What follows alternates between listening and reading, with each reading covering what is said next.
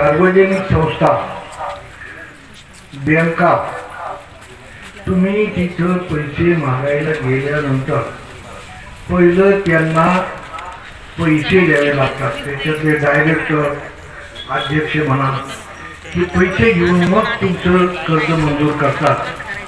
हे माझे परमप्रिय असे चंद्रकांत महाराज मुंबई निष्कलंक निष्पाप भ्रष्टाचार रहित कुठं प्रयोजनाला गेले की ते देतात, ते पाकिट मिळालं की पाकिट त्यांना देतात, घेत नाही।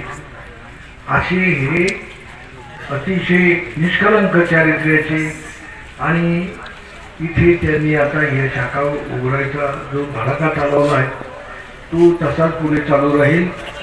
आणि माझ्या ह्या परिसरामध्ये मावळ प्रांतामध्ये ही शाखा उघडते।